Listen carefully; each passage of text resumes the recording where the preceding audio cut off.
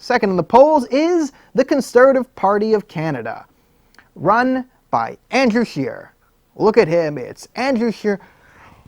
Oh, he's so boring. Okay, I'm going to try and stay awake doing this, talking about Andrew Scheer, which no one has ever done. No one's ever talked about Andrew Scheer for more than 10 minutes without falling asleep, but I will be the first.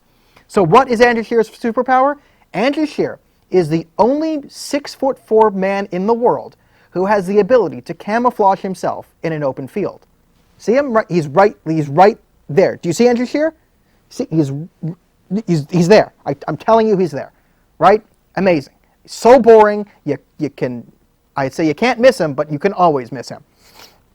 All right, so that is Andrew Scheer. That is his superpower. Who is Andrew Scheer's campaign manager? Let's meet Andrew Scheer's campaign manager. Justin Trudeau. Justin Trudeau is trying his hardest to make Andrew Scheer Prime Minister of Canada. Every time this vapid idiot opens his mouth, everyone says, oh God, I have to vote for someone else. So Justin Trudeau, thank you for doing all you can to get the Conservatives into power. All right, let's get into some Conservative policy. Tax cuts across the board. Great. Growing everyone's taxes. The economy is so uncompetitive. Canadians are... there's massive economic anxiety. Canadians are struggling to make ends meet. Having Canadians keep more of their own money in their own pockets will help out every single Canadian. I love it that the CBC, oh, we should have had this article, but I just thought of putting it up now. But the CBC actually ran an article today, or I think it was yesterday, that Andrew Scheer's tax cut for everyone isn't really a tax cut for everyone because it doesn't include people who don't pay taxes. That's right, Andrew Scheer is a dirty, lying liar because my 6-month-old nephew who pays no taxes right now will also keep paying no taxes. We're never going to talk about the fact that he can't even form a sentence, but he's not getting a tax break. Therefore, Andrew Scheer is lying. This is the state of the media. Oh, God. So as we talked about, Justin Trudeau raised taxes, government revenue went down. When you do things to help stimulate the economy, like lowering taxes, you will actually find on a multivariate analysis, government revenue will go up because we'll be in a stronger condition. And also, if Canadians have money, that's better than the government of Canada having money. It's taxpayer money, right? Tax cuts good.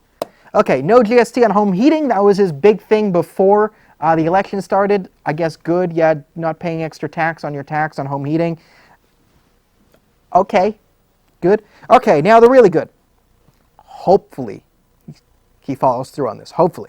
Canceling the carbon tax. Remember, I threatened to nuke the carbon tax earlier, so of course I'm in favor of canceling it, which is the non-absurd way of getting rid of it instead of nuking a metaphorical construct. But either way, getting rid of the carbon tax, good.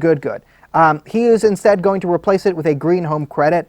Now, this is where the PPC will say he's essentially going to keep the carbon tax. No. Now, is their policy on the carbon tax as good as the PPC's? No. I will grant you that. And the argument made here is, these green home credits and these tax credits, the best way is just have a flat economy, flat tax rate, not give any benefits, no corporate welfare, no corporate taxes, that is the best way to do it, I agree.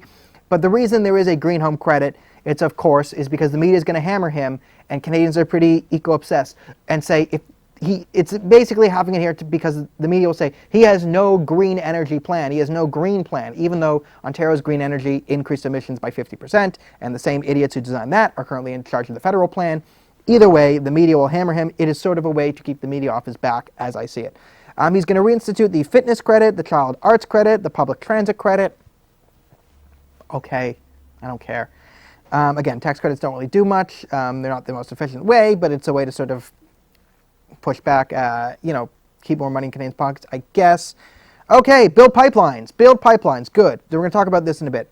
He will declare the IRGC a terrorist organization. They are a terrorist organization, they should be terrorists. Move the embassy to Jerusalem, that is good. That's, again, an anti-globalist policy. Countries should have national rights. A country should say, this is what our capital is, and we should put our embassies in their capital, not go by what UN votes say, where you will have to listen to a bunch of Islamists and dictators. I don't think that makes sense. Okay, new policy just announced today. Cut $1.5 billion in corporate welfare. Woohoo, that's great. Again, I'm in favor of the right amount of corporate welfare. The right amount of handouts to corporations is zero. The correct rate for the corporate tax is 0. 0. Both should be at 0. We shouldn't give them any handouts, and the corporate tax is a double tax. Corporations already pay taxes and everything else, and the corporate tax is primarily a tax on the middle class. We don't have time to get into it, but cut corporate welfare, cut corporate taxes, across the board. No subsidies for fossil fuel. Yeah, no subsidies for anyone. Liberals love corporate welfare. They claim it's a conservative thing, but that's just a lie. It's a staple of the liberals, the Democrats, all this, because they get these companies into sort of a welfare trap.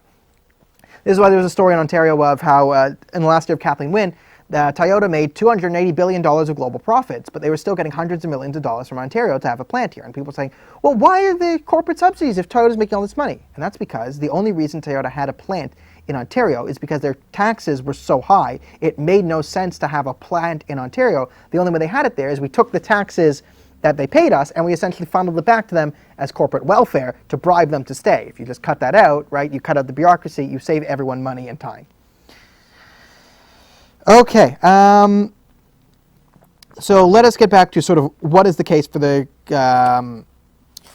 Conservative Party here. And the case for the Conservative Party ultimately is it's best for Canada to go forward. Now, I had made the case beforehand that there is an important message to be sent to Justin Trudeau that you have to say, the reason to vote Conservative is sort of the stop Trudeau vote. Justin Trudeau is such an unprecedented danger to our country. He can destroy the entire economy and all that, that it is imperative that we just say, no, Justin Trudeau's antics will never be tolerated again. So the left learns, okay, we can't go that far left, to sort of slap the left back in.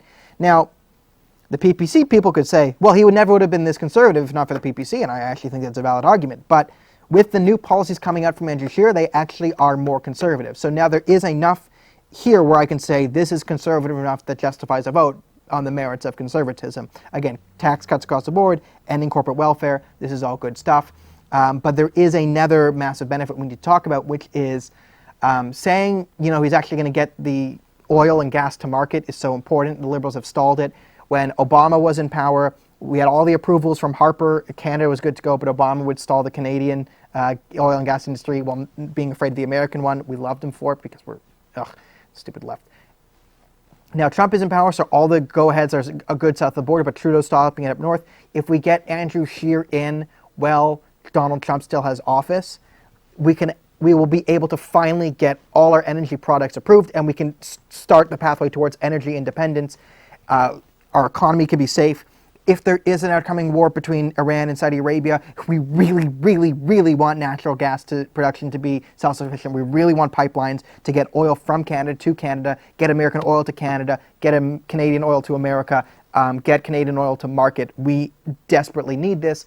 And the economic confidence that comes with conservative governments will increase, will benefit every single Canadian. So there is enough here, and I'm going to be voting for Conservatives. Now, I will do videos later on Conservative Party candidates you cannot vote for because they are either Muslim Brotherhood plants or ISI affiliated. We'll come up with that video later because listen, if I had to go through every extremist running for Canadian Parliament, this show would be 11 hours just on that. So it's impossible. But there is enough here that the humanitarian thing to do for Canadians, for families, for people in Alberta, Saskatchewan, even Quebec, is to vote a Conservative government into power where the Canadian economy can, because we're in such a position to thrive with oil prices going up, with Iran and Saudi Arabia getting into a kerfuffle. Canada can become a global economic power. We can restore our global image instead of having this idiotic fool running our country, destroying our reputation. We can get the Harper years back, and that would be a great thing. So I like that he's being more conservative, but there is a fatal flaw in the Conservative Party, and anytime you post a video of the Conservative Party on a Conservative page, you're going to get people bringing up this. So let's bring up this picture, which is him meeting with some extremists. So the man directly on Scheer's right has a YouTube video on how to properly beat his wife. He did sit down with these people. He did talk about, not investigating Islamist extremism. He did basically completely capitulate to Islamism. Andrew Scheer is not the man to take on political Islam, Islamic extremism. He is bent over to Islamists. And this is a major problem for a lot of people. And I totally understand it. It's a major problem for me too. And it is the key flaw in his argument. And This is his key flaw in his party platform, and he lost a lot of people, and he had to win me back by, if it wasn't just economic conditions and Scheer being so bad, if this was like John Chrétien, I might vote PPC because of what he did to Salim Mansour. Salim Mansour, Tahir Gora, a lot of great candidates were denied because extremists complained. So they are fine running extremists. There's a conservative candidate who's an ISI plant who cannot speak English. I'm going to try and expose him. He let him into the party, right? He can run. But Salim Mansour, who has a history of being, a professor, a scholar, a fighter for Canadian values against extremism, a Muslim man himself, wasn't allowed to run for the Conservative Party because they were afraid that extremists would be upset. So this is the fatal flaw in the Conservative Party. It's their capitulation to extremism that has made a lot of people angry. And they think that they thought they could just give in and we'd all sit down and take it, and some people said no, and they formed a new party. And I think the PPC is Andrew Scheer's fault. So, all right, that wraps up the Conservative Party platform. What do I give it out of 10? 7 out of 10 so far. 7 out of 10, could go higher, could go lower. They haven't released it all, but right now, good enough, and especially with Trudeau, passing grade, 7 out of 10. Which means the real slogan for the Conservative Party is, please, please, please don't hate us. Please don't hate us. Drink milk. All right. That is Conservative Party Mandate 2019. Cowardice, drink milk. All right. Path towards victory. This is important.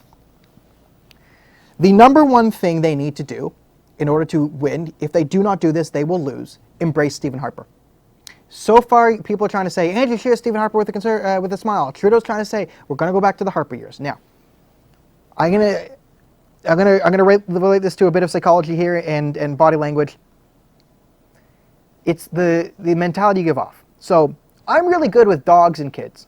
And the reason I'm good with dogs and kids is because I know they just sense emotion. I just think I am, right? If the people who babies always cry around are these nervous wrecks. I don't know what to do with a baby. It's a baby. Just hold it. Don't throw it in the garbage. It's a baby. It's fine. Just make faces. Who cares? Or the people who I don't know. The baby senses, I don't know, because it gets emotions. Then it starts crying. Same thing with dogs. The people who are nervous around dogs, dog gets nervous around them. It's a feedback loop. If you're just like, dog, whatever. The dog's usually cool with you. And this applies to populations as well. I'm not saying people animals, but I'm just saying people give into the vibes you give off. And I'm saying here is if you give into the notion, right, if you push, you say, I'm not Stephen Harper. No, it's all different. You're seeding the ground that, yes, Stephen Harper conservative values are actually bad, and you get that intuition. Instead, you need to lean into it and say, yeah, I hope I'm as good as Stephen Harper. The strongest middle class in world history was under Stephen Harper. Stephen Harper is the man who looked Vladimir Putin in the eyes on national TV. He said, I will shake your hand, sir, but you have to get out of the Ukraine. And I, Andrew Scheer, I'm proud to follow in his legacy as I'm the only political candidate banned from Russia, because I stand for what I believe in, just like Stephen Harper did. Say that, because people actually have a pretty positive view of Stephen Harper. Stephen Harper years were pretty financially successful. There was a global recession, and Canada was the strongest country in the entire G8 economically. People remember Stephen Harper fondly. If the Conservatives back away from Stephen Harper, they will lose. If they embrace him, they will win. Stay on point in the debates. Andrew Scheer should not spend time trashing Maxime Bernier or trying to call him a liberal plant. Don't get caught up in this. Use Maxime Bernier to your advantage when you're on stage for it with him. Do what you did with the other debates. Have Trudeau there, bash Trudeau, say why you're better, say your piece. Use Maxime Bernier as a club for the left, because the left is crazy, and Maxime Bernier can club the left. If Maxime Bernier, wants to attack Andrew Scheer, you can just say, okay, fine, that's you, but I'm different.